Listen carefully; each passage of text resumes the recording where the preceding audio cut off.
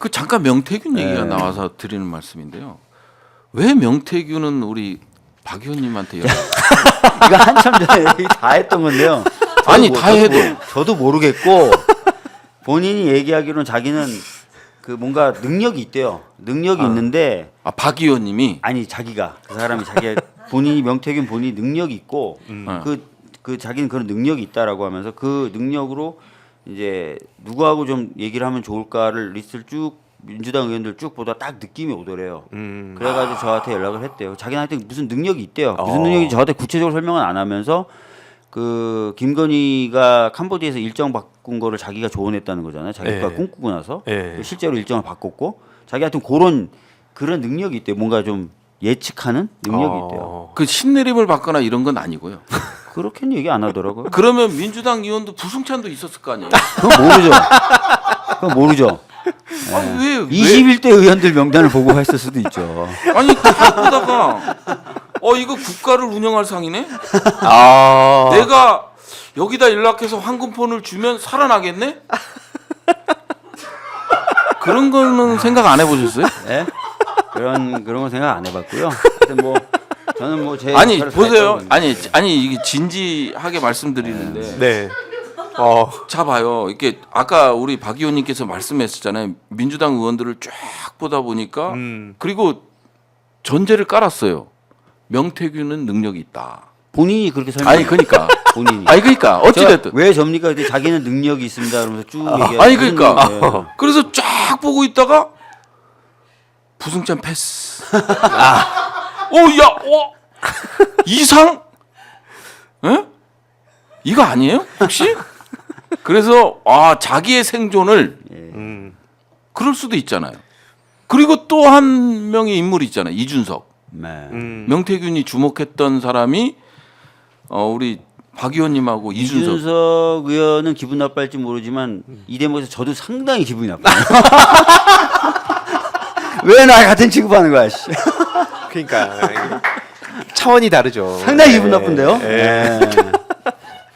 제가 그래서 부승찬 의원님을 그럼 픽하고 질문 하나 드리고 싶은 게 있어서 예. 그러니까 오늘 그 조금 전에 SBS 단독 보도가 나왔는데 이거 되게 중요한 내용이라서 그래요? 방금 저희 비화폰 얘기했었잖아요. 네. 근데 작년 12월에 김용현이 검찰에 갈 때 네. 그 출석에 앞서서 네. 경호처 비화폰으로 검찰 수뇌부랑 통화했다는 내용이 나온 거거든요. 네. 그럼 김용현이 왜 그 비화폰을 반납을 안 했는지 그리고 검찰 수뇌부랑 무슨 말을 했는지 네. 그래서 이게 되게 중요한 대목이 된 것 같습니다. 예, 예.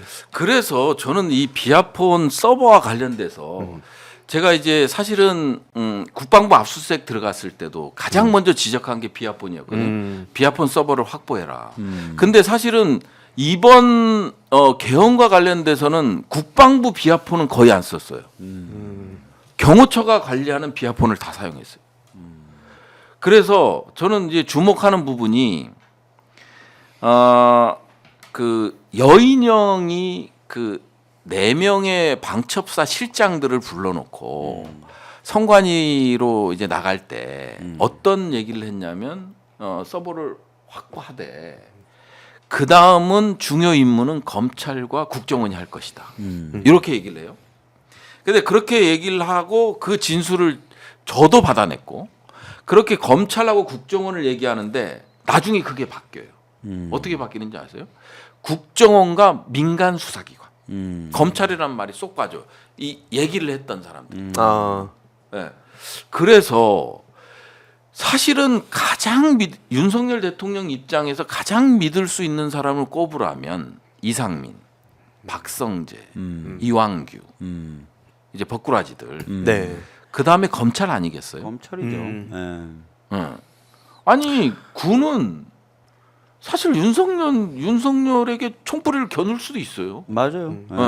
반란군을 진압한다고 겨눌 수도 있기 때문에 가장 믿을 조직과 사람들은 이런 사람들인데 이 사람과 조직이 안 나오고 있잖아요. 네. 그래서 이 서버가 비아폰 서버가 정말 중요한 거예요.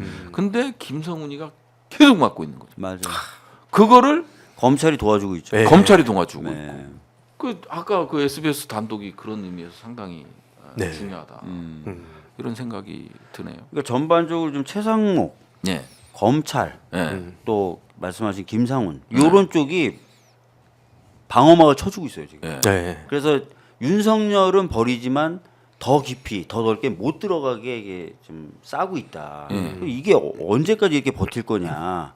아까 말씀하셨던 대로 검찰 입장에서는 자기 조직의 생존이라든지 그런 것도 있을 텐데, 근데 그렇다 하더라도 당장 급한 건 아마 지금 현재 검찰 지휘부의 명운일 거예요. 자기네들. 검찰 조직은 그 다음일 거예요. 네. 예. 근데 지금 보면은 뭐 김용현과 비아폰으로 통화했다라든지 예. 또 그 전에 이상한 수사들 다가 대통령하고 얘기되지 그렇죠. 않았겠어요? 그렇죠. 그게 다 자기 발목 잡고 있는 거거든요. 음. 그러니까 그런 것들 때문에 지금 방어막을 치는 것 아니냐고 의심할 수밖에 없어요 지금. 예. 저는 김건희 비아폰 통화 기록도 정말 궁금해요. 그렇죠. 계엄 때는 네. 누구랑 통화했고? 네. 이제 저희가 추측해 보면 김건희가 검찰 그 윤석열 검찰일 때 김건희가 다 그 윤석열 라인하고 카톡하고 문자했고 그건 네. 다 나왔잖아요. 네. 본인이 다 했죠. 본인이 다 했다는 거잖아요. 네. 뭐 하다못해 이 대통령 되고 나서도 검찰하고 안 했을까요? 그니까요. 아니 한동훈하고 네. 수백 차례를 할 정도인데 네. 그거 안 했을 리가 없죠. 그쵸. 그래서 정말 비아폰이 정말 김건희 비아폰에서는 뭐가 열릴까? 어떤 판도라의 상자죠. 네. 그게 나오는 순간 정말 다 열리는 건데 그렇기 때문에 비아폰 서버에 대한 압수수색, 그다음에 삼청동 안가에 대한 그 CCTV 녹화 기록 확보, 뭐 이런 것들이 상당히 앞으로 이게 윤석열 대통령이 탄핵이 인용되든 안 되든 예. 그 기획팀들이 실질적으로는 거기에 다 들어 있을 거다. 있을 네. 것 같아요. 예. 어떤 식으로 흘러갔는지하고 예. 말씀하셨던 대로 검찰이나 이런 아직은 마치 관여가 안 된 것처럼 깨끗한 척하는 애들이 뭘 했는지 예. 어느 정도까지 관여됐는지가 나올 수도 있어요. 그래서 이거를 그냥 한 줄로 요약해 보면 오늘 핵심이 김건희 비화폰 네. 이게 이제 어떻게 될 것인가를 네. 우리 민주 진영 지지자분들이 계속해서 묻고 다녀야 음. 그래 이제 언론도 이제 아예 이걸 무시를 못하는 상황이 오는 것이고 네. 정치인분들께서 요원분들이죠 우리 요원 두 분께서도 계속 그 말씀도 해주시면 계속 확산되니까 그런 걸 이제 저희 같은 사람들이 또 온라인 커뮤니티 같은 데서 무한 확산하는 그래서 오늘 김건희 비화폰이 되게 핵심 키워드가 될 것 같습니다. 그 커뮤니티를 아무래도 계속해서 확인하시고 이런 것도 하잖아요. 뭐 네네. 저 진보 쪽만 아니라 구구 쪽도 네. 확인하시는 그런 상황 아니에요. 요즘은 그쪽을 더 많이 하고 있습니다. 그러면 우리 쪽 이쪽 진보 쪽 진영에서는 주로 궁금해하는거나 네. 약간 으쌰으쌰하는 게 뭐예요? 뭐 이제 핵심은 윤석열이 언제 저렇게 확실하게 뭐 탄핵이 되는가 이게 이제 가장 중요한 쟁점인 것 같고 그 다음에 이제 김건희에 관련한 문제 이게 가장 중요한 핵심인데 뭐 그러다 보니까 이제 지지율에 대해서 아까 저희가 앞에 얘기했듯이 그게 과연 진짜냐 그러니까 아닌 건 알지만 주위 사람들 설득하려면 그런 소위 밭갈이라고 표현하는 그걸 어떻게 하면 되냐 뭐 이런 사례들도 요즘 많이 올라오고 있고요. 왜냐면 이제 저들이 부정 탄핵 빌드업을 하고 있다는 걸 다 인지했으니까 그럼 저걸 어떻게 해야 되냐 이쪽으로 이제 주로 많이 관심이 몰려 있는 것 같습니다. 이제 주로 저쪽의 반응을 좀 볼 필요가 있는데 예. 저들이 저는 다 이렇게 묶어가지고 극우 유튜버다. 이런 식으로 비판을 하지만 세세하게 보면은 저기들끼리도 이권 다툼 때문에 엄청 쪼개지고 있거든요. 그래서 저는 그거를 오히려 역무기화할 수 있는 그런 방안들도 실제로 좀 녹여내고 있습니다. 뭐 구체적인 방법을 방송에서 말 못하지만 소위 그들이 한마디로 총구를 겨눌 때 예를 들어서 아까 말씀드렸지만 권영세, 권성동 씨에 대한 비판 여론이 왜 거셌냐? 설 민심 그때 사진으로 보여지는 거잖아요. 사진 한 장. 설날 때 갔더니 완전히 국힘이 박살났다. 뭐 지지율 40%를 해서 기세 확 몰아치려 했는데 가보니까 이거 깡통이었구나. 이게 딱 사진 한 장으로 걸린 거거든요. 그래서 그런 사례들이 지금 축적이 되고 있고 결국에는 윤석열도 최근에 조기 대선 얘기 나오니까 되게 불쾌했다는 거 아닙니까? 근데 다른 막 한동훈, 홍준표, 오세훈 이런 사람 보면 다 자기 조기 대선 꿈꾸고 있으니까 그럼 이런 지점에 대해서 다른 정치인들은 무슨 생각하고 있냐? 이거에 대한 입장을 자꾸 물어야 이 상황을 침묵으로 못 넘어가거든요. 그럼 어쨌든 윤석열 조기 대선 편, 그러니까 지키겠다. 윤석열 조기 대선 얘기하지 마라라고 나경원 씨처럼 얘기를 하든지 아니면은 나경원은 본인이 안 될 것 같으니까 그런 거 아니에요? 또 다른 또 이제 목적이 있는 것 같아요. 저는 좀 궁금한 게 있어요. 궁금하기보다는 네. 이 자리에서도 한번 좀 얘기를 들어보고 싶은데 최근에 언론 보도 보니까 저 극우 진영도 두 개로 쪼개졌다. 서로 비방하고 공격하는데 여념이 없다. 네. 뭐 이렇게 얘기하는데 그거 맞는 거죠? 굉장히 뭐 보도 보니까 굉장히 네. 서로 막 각을 엄청 세우던데. 되게 N개의 그런 지폐로도 쪼개졌는데 네. 아주 큰 틀에서 보면 전한길 씨가 지금 있잖아요. 전환기. 거기가 이제 세계로교의 소년보라는 전 목사라고 볼 수 없는데 그 세계로교의 소년보 쪽이랑 붙었고 거기에 가로세로 연구소가 또 한 묶음입니다. 이렇게 그리고 여기랑 지금 또 처절하게 싸우고 있는 게 이쪽은 또 이제 전광훈, 신의 한수 이쪽이 또 이렇게 붙어 있어요. 서로 막 다단계다 뭐다 막 난리도 아닙니다. 막 애텀이 엮여 있다 그러고. 그러니까 제가 이걸 왜 계속해서 정찰하는 게 중요하다고 말씀드리냐면 자기들끼리 싸울 때 팩트를 갖고 싸우잖아요. 유명한 게 이명박 박근혜 경선 때잖아요. 서로 다 알고 있었던 거.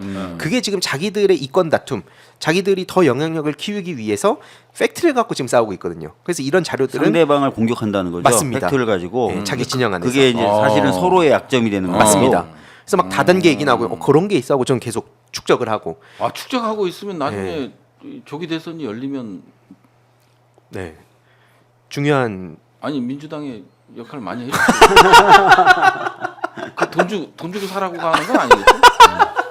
전혀 아닙니다. 네. 당연히 우리 사회를 위해서 이런 걸 정리하고 있고 실제로 신남성연대 같은 경우에도 거기가 네. 또 화교로 몰리고 있어요. 이게 되게 세계관이 웃기잖아요. 자기가 남성연대가 또 화교라는. 네, 화교라고 그 안에서도 그래서 심지어 심호정 검찰총장도 이 장인이 중국하고 연결돼 있다. 왜냐면 윤석열 구속 기소되니까 검찰 개혁해야 된다. 막 이런 얘기들이 나오고 있습니다.